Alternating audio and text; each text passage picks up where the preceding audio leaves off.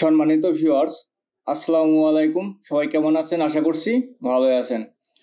আজ আমার ভিডিওর মূল বিষয়বস্তু হচ্ছে নামজারি বা খারিজ আবেদন করেছেন, কিন্তু আপনি জানেন না আপনার নামজারি কোন স্টেপে বা কোন পর্যায়ে আছে, অথবা আপনি মোবাইলে যথাসময়ে এসএমএস গুলো পাননি, বা আপনি অবগত না যে আপনার নামজারিটা কি পর্যায়ে আছে। এখন আপনার করণীয় কি, বা কিভাবে আপনি এই নামজারি আবেদনটি যাচাই করবেন যে কোন পর্যায়ে আছে আপনার আবেদনটি, এ বিষয়ে বিস্তারিত জানাবো এই ভিডিওতে। তার আগে আপনাদের কাছে আমার ছোট্ট একটি চাওয়া থাকবে, অবশ্যই আমার আরসিসি টেক বিডি চ্যানেলটি সাবস্ক্রাইব করে পাশে বেল আইকনটি বাজিয়ে রাখবেন। এতে করে সকল প্রকার গুরুত্বপূর্ণ নতুন নতুন ভিডিওগুলো সবার আগে আপনার কাছে পৌঁছে যাবে। আর যারা আমার চ্যানেলটি সাবস্ক্রাইব করে ফেলেছেন তাদেরকে অসংখ্য ধন্যবাদ। তাহলে চলুন আমরা দেখে আসি নামজারি বা খারিজ আবেদনটি কোন পর্যায়ে আছে। প্রথম পর্যায়ে আপনি চলে আসবেন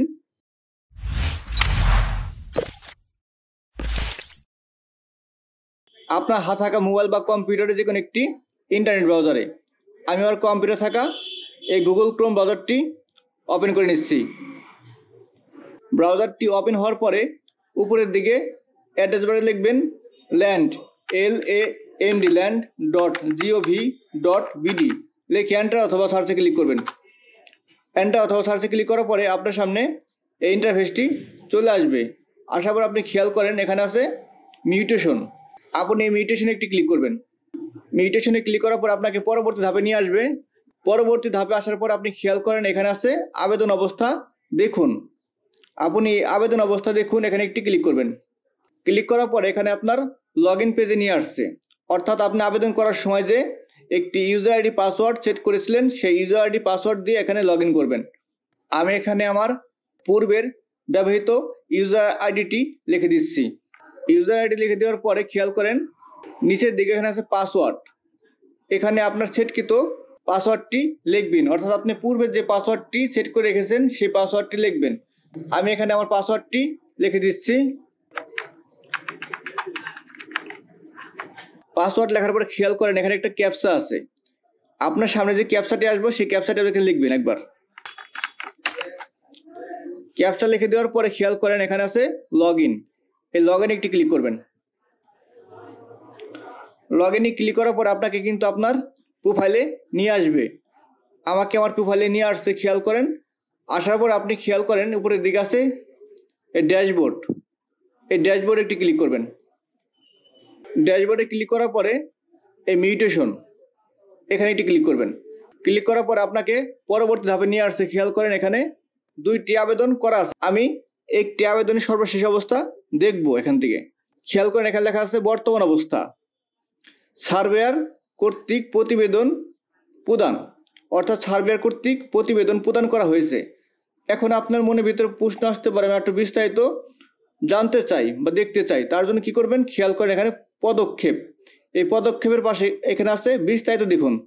এই বিস্তারিত দেখুন এখানে একটি ক্লিক করবেন।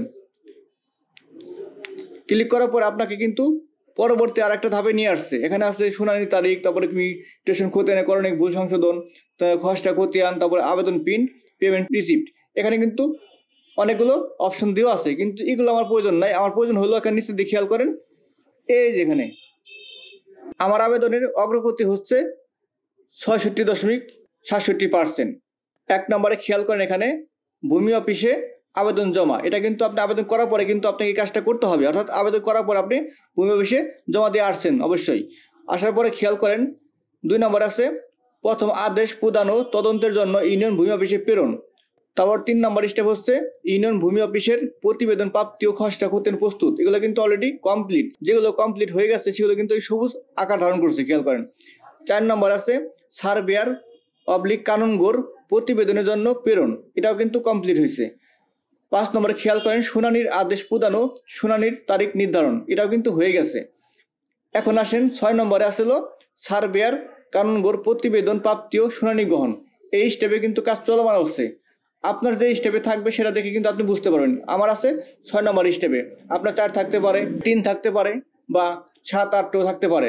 আপনার যেটা থাকবে সেটা কিন্তু এই অবস্থায় আপনি লেখাটা দেখতে পারবেন। যেটা কমপ্লিট হয়ে যাবে সেটা কিন্তু সবুজ হয়ে যাবে, আর যেটা চলমান থাকবে সেটা কিন্তু সার্ভেয়ার কানুনগোর প্রতিবেদন প্রাপ্তি ও শুনানি গ্রহণ এরকম থাকবে।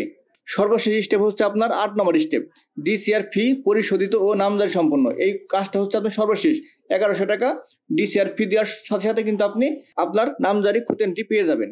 এই 8 নম্বর পর্যন্ত আপনাকে অপেক্ষা করতে হবে। আপনাদের সুবিধার্থে আমি একটু ক্লিয়ার করে দিচ্ছি, এখানে 3টি কালারে 3টি লেখা আছে সম্পূর্ণ, অর্থাৎ যেগুলো সবুজ সেগুলো কিন্তু সম্পূর্ণ, আর যেগুলো প্রক্রিয়ার দিন সেগুলো কিন্তু এই হলুদ মার্ক করা। অর্থাৎ এই প্রক্রিয়ার দিনটা মিলে দেখেন এই 6 নম্বরে এটাও কিন্তু প্রক্রিয়া দিন অবস্থায় আছে। যদি এরকম থাকে তাহলে বুঝতে হবে এটা প্রক্রিয়া দিন বা চলমান। আর এই যে এই লেখাটা খেয়াল করেন অসমাপ্ত, যেগুলো এখনো সম্পূর্ণ হয়নি সেগুলো কিন্তু এখানে এরকম লেখা থাকবে, অর্থাৎ এই ছায়া কালার এটার সাথে এটা মিলে দেখেন যেগুলো অসম্পূর্ণ বা অসমাপ্ত সেগুলো কিন্তু এই কালার সাথে সম্পৃক্ত। আপনি যদি আরো একটু বিস্তারিত জানতে চান তাহলে এই বিস্তারিত এখানে ক্লিক করবেন, এই পাশে খেয়াল করেন এই বিস্তারিত নিচের দিকে আর একটা অপশন আছে খেয়াল করেন। আমি নিচে দিকে চলে যাচ্ছি, ধাপসমূহ অবস্থা বিবরণ। এখান থেকে কিন্তু আপনি কিছু তথ্য জানতে পারবেন। যেগুলো সম্পূর্ণ হয়েছে সেগুলো কিন্তু টিক মার্ক করা আছে, আর যেগুলো সম্পূর্ণ হয়নি সেগুলো কিন্তু টিক মার্ক দিচ্ছে না বা দেখায়নি। সবগুলো সম্পূর্ণ হলে কিন্তু আপনার সবগুলো টিক মার্ক হয়ে যাবে। আমার এই তথ্যটি যদি আপনার ভালো লেগে থাকে বা আপনার একটু উপকার এসে থাকে তাহলে অবশ্যই লাইক কমেন্ট শেয়ার করতে ভুলবেন না। আপনার একটি লাইক, একটি কমেন্ট, একটি শেয়ার, একটি সাবস্ক্রাইব আমাকে আপনাদের জন্য আরো নতুন নতুন ভিডিও বানাতে উৎসাহ যোগাবে। ধন্যবাদ, ভালো থাকবেন। আবার আসবো আপনাদের জন্য নতুন কোন একটি ভিডিও নিয়ে।